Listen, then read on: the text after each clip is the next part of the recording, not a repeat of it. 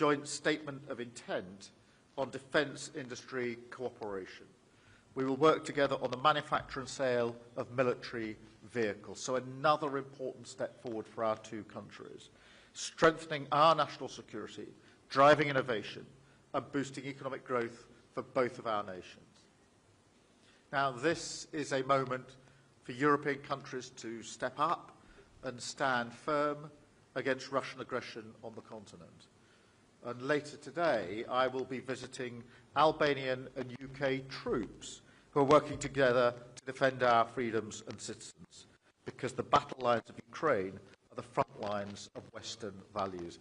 And for this bilateral meeting to be bookended by examples of our joint work on law enforcement and our joint work on troops and what we're doing in relation to Ukraine, I think is very strong evidence of the way that we are working so effectively together.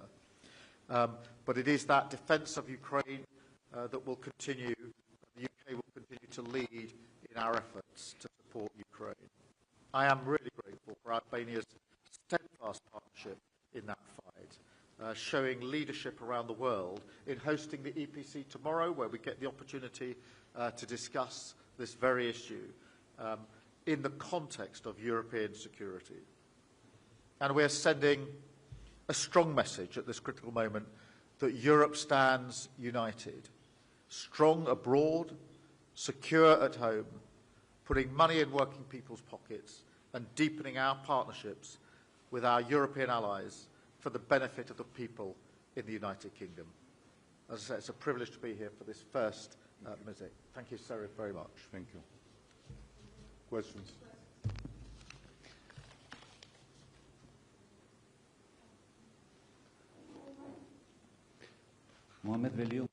Mohamed Veliu from Top Channel TV.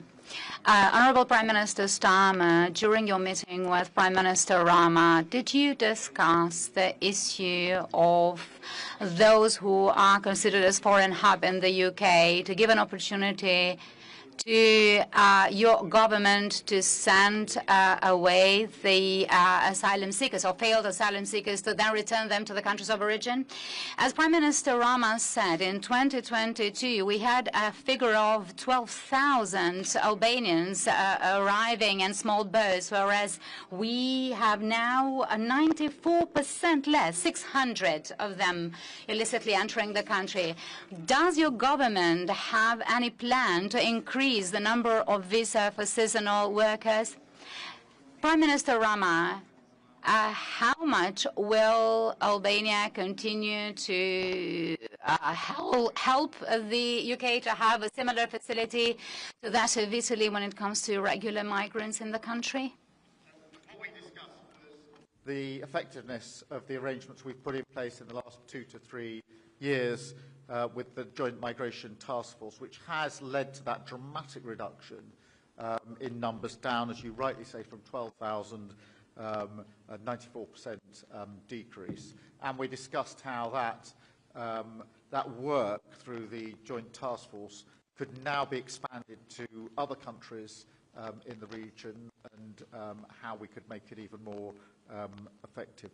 We also discussed, coming out of my visit this morning, how we work together on other cross-border criminal activity and how our teams share not just operations but intelligence. And I think that is where this particular model has been at its most effective. And the Prime Minister, Eddie, and I think alike in the sense that we prefer not to talk about a problem and walk around it over and over again, but to just get on, roll up our sleeves and deal with it. And that's the nature of the task force, an operational body, and some of the work I saw this morning is work I'm very keen to support, and I think is an example to others. Thank you.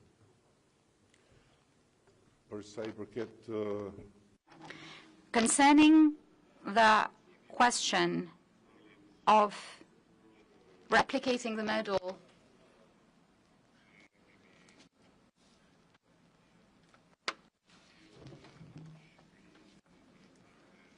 that we brought to Albania in cooperation with Italy, this is something that I've said from the outset. It is a model that takes its time to be tested. And if it works, it can be replicated, but not in Albania, in other countries of the region, where if the model results with a positive outcome, there is no reason that other countries should not offer their availability for that. I would also like to mention something that the Prime Minister touched upon. We talked about the summit slated to take place in London in October. Is it October? Yes. Under the Berlin process, where the UK is going to be the host of the process. And regardless of the fact that the Berlin process is one that has been built within the realms of the EU under the leadership of Chancellor Merkel to foster regional cooperation, the benefits of integration, including the EU, we consider that it's going to be highly positive and value that during the London summit, the countries of the region have a window of exchange when it comes to relations between the UK and the Western Balkans concerning economic and trade cooperation.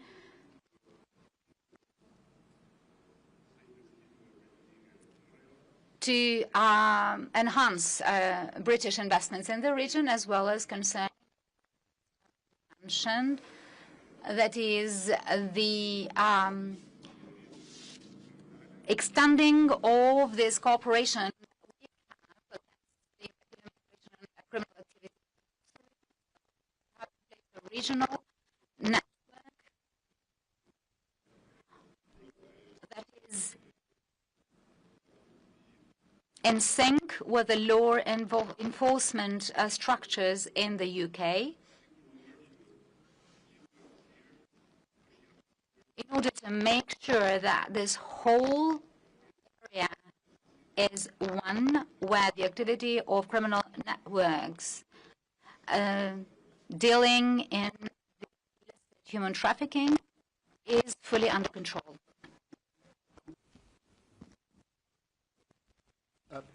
Chris. Christopher Hope, GB News. Prime Minister Edi Rama, you sound there like you're ruling out hosting an offshore processing centre for the UK, for migrants who arrive in the UK. Is that right? Or are you willing to have this model for the UK to support our attempt at dealing with this illegal migration crisis? And to you, Sir Keir Starmer, you are in talks about return hubs. We've learnt that today with a number of countries. Which countries are you talking to? And when will the first migrants be sent overseas to be processed? And will it see migrant hotels emptying more quickly than currently? You got it right. I have been very clear since day one when we started this process with Italy that this was one-off with Italy because of our very special relation, but also the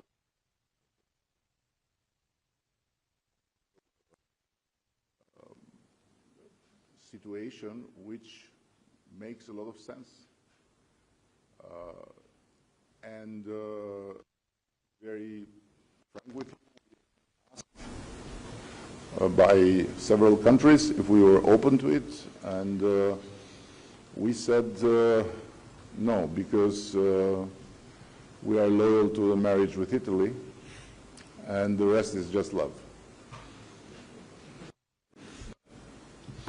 Chris, in relation to your question to me, yes, we are in talks with a number of countries about return hubs, and I see them as a really important innovation, and with the work that we've done in relation to UK Albania reduction in numbers, the work that we've done on law enforcement arrangements with other countries, the return agreements that we've put in place, the record number of returns, and what I'd like to do is add return hubs to that. We are in those talks, and therefore at the appropriate time I'll be able to give you further details in relation to it. In relation to the asylum hotels, I think it's really important to be absolutely clear as to why we have the problem that we have, and that is because the last government ran an open borders experiment, and on top of that didn't process the claims of asylum seekers, and therefore tens of thousands of asylum seekers in the UK were in limbo because they weren't processed, they couldn't be sent back, or dealt with if their application was successful. They're literally an ever-expanding pool put into hotels at taxpayers' expense. And that is the inheritance, the mess that we have to pick up. The way through that is obviously to do the work that we're doing to stop people coming illegally to the United Kingdom, which is why this summit, the work we've done with Albania and other countries is so vitally important, but also to process the claims so we can return people who shouldn't be in the United Kingdom. And I'm really pleased that we've rolled up our sleeves, got on, and now returned 24,000 people who had no right to be in the United Kingdom. That's the highest number for nearly 10 years, and we'll continue to do so. Thank you.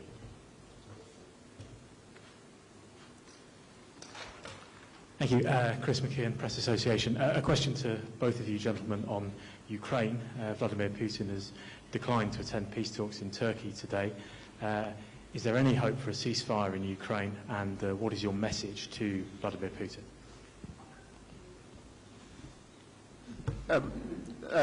Let me take this head on, because what's happened today is further evidence that it's Putin who is dragging his feet. It is Putin who is causing the delay in a ceasefire. Ukraine has long been clear, several months ago now, that they would have a 30-day unconditional ceasefire. And we have long said that it's Putin who is standing in the way of that peace. He was the aggressor in the first place. There's only one country that started this conflict, that was Russia, that was Putin. There's only one country now standing in the way of peace, and that is Russia, that is Putin. We had a good meeting in Kyiv last Saturday where we managed to get a whole a wide group of countries into a supportive position for a ceasefire with sanctions if not. We now have the opportunity tomorrow at the EPC to continue our work to bring about a ceasefire. But for me, this is evidence of the point I've made repeatedly, which is that it's Putin that is dragging his heels. That is why we need all nations to line up together as allies to ensure we get the ceasefire that is so desperately needed, but also to ensure that we have sanctions in place should Putin continue down this path of dragging his heels and not coming to the table for the ceasefire. I would inform you that you are in a country that since the change of the regime from a dictatorship to democracy 35 years ago, no Russian president or prime minister has put foot, and no one from here has flight to Russia. And we don't miss it, and we are not looking to change it, frankly. But this is a long story that is related to our history with the Soviet Union and Russia. This being said, I want to add that we have been all the way on the side of Ukraine and will continue to be.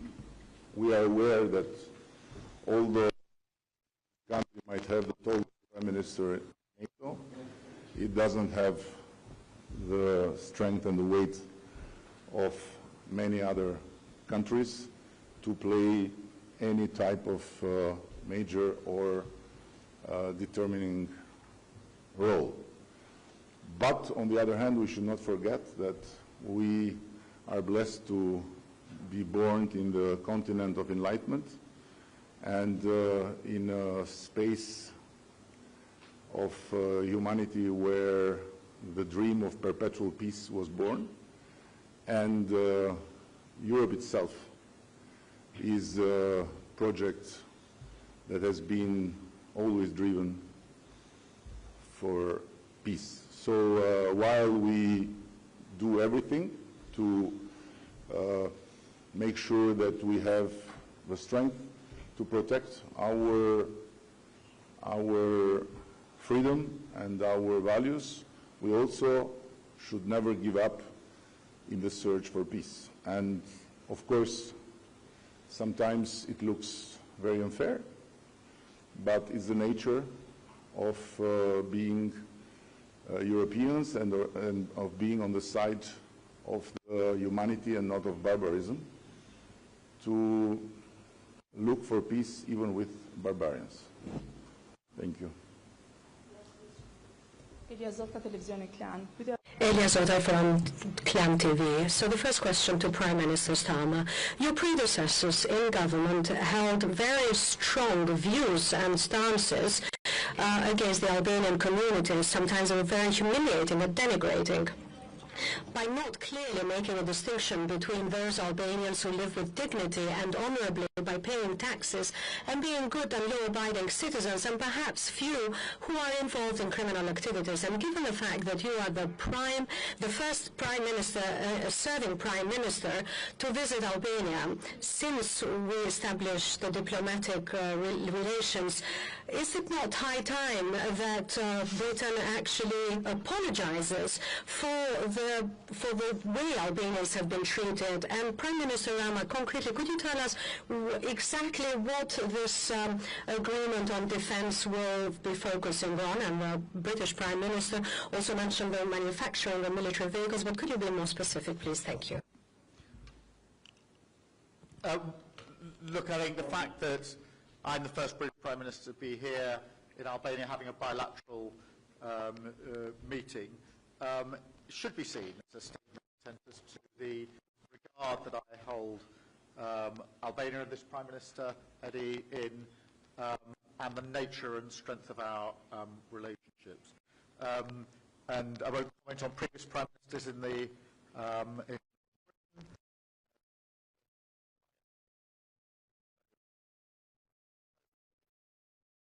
the hard yards of actually dealing with the problems that we have to address. I'd rather not shout about a challenge and a problem. I'd rather roll up my sleeves and seriously and pragmatically get on with solving it. And that, I think, is what we've proved in the last few months and years has been a much more effective way of dealing with the issues, including the joint work we saw today on law enforcement, which deals with very real issues of cross-border crime. We can't pretend that they're not there. But then equally, the training with the troops this afternoon, which is a moment I think we're both very proud of, that our troops, our militaries are working together in that way. Thank you. Well, but we have to be fair and to not forget that it was not any British Prime Minister that did anything to offend the Albanians and to single out the Albanians. There were few other individuals that did it, but there's no excuse to ask because they were taken out from the British people by vote. So cursing the Albanians was not a good idea because the curse went back and they are now out of the parliament. So it's enough. We don't need more than that. And on the other hand, I have to say that what we have said repeatedly is that we are now in a new era, and that's why the government is in a new phase in terms of building up the and what we are doing with a great ally with an incredible knowledge, let alone the money, although they always complain, the Brits, that they don't have enough money, but I wish they knew that they are very rich. No, really. I wish they knew how rich they are. And we are very honored to have this partnership, hopefully starting with producing vehicles that will serve, of course, our common purposes, and then from there to more the merrier. So this is the understanding, and I want to again underline that for us it's a big honor to have the British Prime Minister visiting our country, and as Keir said, is the most important, the most profound, and the most appreciated gesture of respect and of high consideration for our small country. So we look forward to build more on walls and make a strong building of our relation. Thank you so much, and enjoy Tirana. As I said to the Prime Minister, we are fighting to make sure tomorrow you have Albania weather, not London weather. But if it will be rain, you'll take the blame. Thank you.